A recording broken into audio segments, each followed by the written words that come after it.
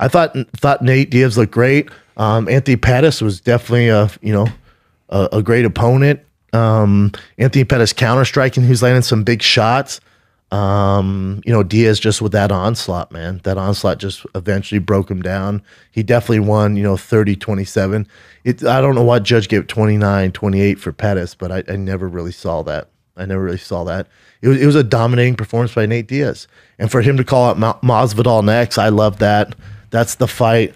I don't know if the UFC's equipped to market that fight.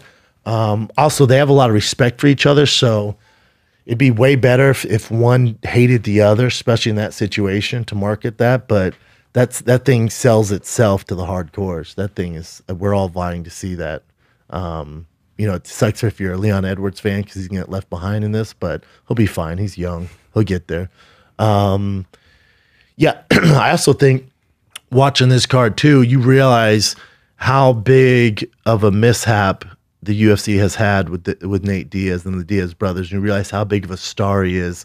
You can look at all the numbers, the build up to the fight. Anything that had Nate Diaz was over 1 million views. His fight, I'm sure, this card sold well too on pay-per-view, the best they've had in a long time, if not the best this year. That's not because of Stipe. That's not because of Anthony Pettis. Yeah, it's part of it. That's because of Nate Diaz. So anyone goes, oh, he's not a star. What are you talking about, man? He's really the one thing everybody was talking about, especially being kind of, I was thinking about this on my drive here today. Obviously, a lot of people gravitate towards Nate because he's so game, similar to Cowboy. Well, everyone loves Don Cerrone because it's not a business to him. He's a real fighter's fighter, and he's anytime, anywhere. We love that. I get that. But with Nate, there's a different level of love and there's a different level of fandom. And I was trying to think what that is. And I think it's because Nate Diaz is the guy who's been screwed over. He's been screwed over, and we all can relate to that in some facet, whether it's your boss or you were the guy on the football team who never got the shot or whatever it is. People relate to that. And there's something where we have compassion when it comes to Nate Diaz. I know I do. I would imagine a lot of fans do. So it's this mix of people who can relate to that because they've been fucked over at some point in their life and they never got their dues. And then there's the hardcores who love that Nate Diaz is down to fight anybody. And then there's also the people who love Nate because he doesn't play the entertainment aspect. He's his true self, love him or hate him. So I think you combined all that, and there's just this love and admiration for Nate Diaz. I think it's like the perfect kind of stew to make a superstar. And he's a superstar. He's a straight up superstar. And the UFC doesn't know what to do with it. And it's a shame. And the only reason you saw him versus Anthony Pettis, because Nate Diaz's team watched Anthony Pettis fight Tony Ferguson and went, man, that'd be a great fight for us. And those two figured it out. And, Nate Diaz wants what he's worth, which I love.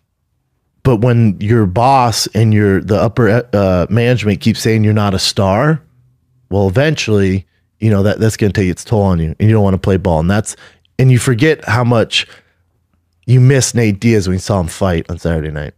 And it's a real shame we haven't seen him more active. He's not young. He's 32. 32 at welterweight's tough, man.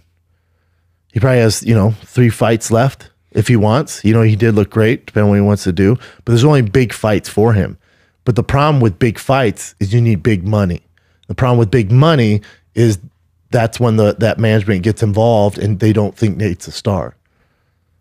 So there's a huge issue there. So when are we going to see Nate fight again?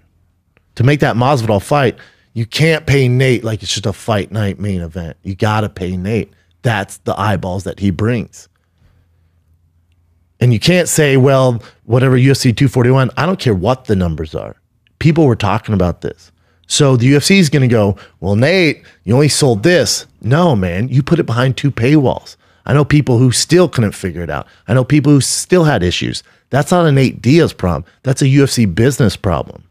So don't hold that over these fighters' heads, especially a guy like Nate Diaz, and go, we can't give you a few million, man. You're not bringing in the money like that on pay-per-views. Yeah, but what about all the other views on all your other platforms that he's bringing in? That's your business model, not Nate's. If it's up to Nate, everybody could watch it. You decide to make everyone pay for it. And then he's the one who suffers. But to Dana's credit, he did go out and say, like, okay, yeah, Nate is a needle mover. He did admit it. You know who that helps, though, Chin? No one. Prove it. Pay the man. Yeah. Pay the man. First up.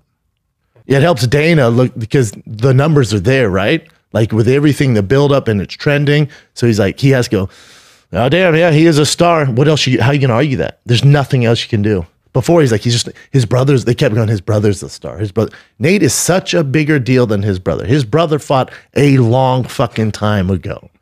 The current fan base does not really know who his brother is. The current fan base knows Nate Diaz because he fought Conor McGregor twice. And then he just beat Anthony Showtime Pettis, the kid from the Wheaties box. This fan base knows Nate Diaz. Pay the man. Pay the fucking man. All right, this happened obviously before the fight with Nate Diaz and Pettis, but he was smoking something, and everyone was talking like, oh, crap, is it weed? But Nate was just doing a CBD joint during his pre-workouts. Shout out to CBD. If it ain't pure spectrum, it ain't shit, though. Right on. Good for him smoking, man. That's what he does, right? That's like Connor whiskey, Nate and weed. So where does he light up next? He's lit up at, post-fight, open workout, and even in the crowd while watching UFC. I'm hoping he does it like post-fight interview sometime. Like with Rogan? In the cage. Like with Rogan? With Rogan. Yeah, that'd be dope. They said that the only reason you can't do it because if it's in competition, but you're saying CBD straight up? CBD can light up where, well, I mean, obviously. You can't do it inside the cage, yeah. Man, I don't see any rules. I mean. Can you imagine? I don't think there's a rule for it. That'd be no dope. one's done it. That'd be dope. That's probably the next thing. Fuck yeah. I'm sure there'd be like a fire roll that he'd get in trouble for.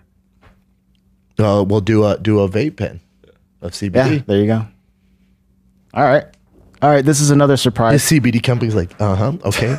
Oh, you're right. He's not. Check the law on that. There we go. All right, what else you got? Kat Zingano was released from the UFC. Interesting. She says it was mutual. She wanted to get out. Well, they wanted her to fight, but she was also working on a movie or something like a big project. And she said she wasn't going to take the ultimatum this time. So I didn't want to take the ultimatum this time, so I guess you can say it was mutual. I had a project that was very, very important to me and to the MMA community and fans. I needed to put me, my son, my training, and that first before I had anything to give to the UFC. It's shitty time what happens. I'm still fighting, ready to fuck shit up. She's a big star too, right? For women, at least. She has a name for sure. She still has a name. I wonder if her big project was a movie? It's got to be a movie, right? I don't know what it's it is. Usually a movie. Let's say it's a movie. Unless you're the new Wonder Woman, there is no big project. You playing a bad guy in Expendables 19 isn't a big project. That is not going to pay your bills. That is not a career. When people tell me this, like, dude, I'm going to lay off for the fighting a little bit. I'm going to go star in fucking Wesley Snipes' Blade 19. I play one of the vampires. You'll see me in the club. Hold up. That is not a new career. Trust me. It ain't life-changing. Only people, literally only real actors who are in it for the long haul or have a huge cameo name are making real money. You're not making shit. Hopefully it's something dope. Well, 2 hours ago, she said she partnered up with a CBD distillery. Everybody trying to jump on the CBD train. Maybe that's it. Well, no, you could still fight and be part of this. I mean, if she has to be an ambassador and travel everywhere. Chin, please stop. Please stop. Please stop. What else could it be? That's not a project. Either this or a movie. You wouldn't stop fighting to be a brand ambassador for CBD because the only way you're going to grow your name is by fighting the UFC. She's not Conor McGregor. She can just dip out and like CBD, proper whiskey. Do you think she signs with someone else? Or yeah, I bet she does. 100%. Yeah, she's a beast, man. Good fighter. Wish her the best. I'm assuming Bellator. One championship, yeah, I don't know. It's tough. Let's be honest. It's tough out there. You go to one championship, you're flying 19-hour flights. Yeah. Fucking. Isn't she a single mom too? Single mom, yeah. Great mom though. Yeah. Tough chick, man. What else you got, Jen? Amanda Nunes, Jermaine Durandamy 2, set for UFC 245. Again, for Amanda Nunes, like, all right, I guess stick around and just for what? Pros, cons. Pros of fighting Jermaine Durandamy. Cons, you lose. It's a complete disaster. I don't get it. But if she wants to fight, there you go.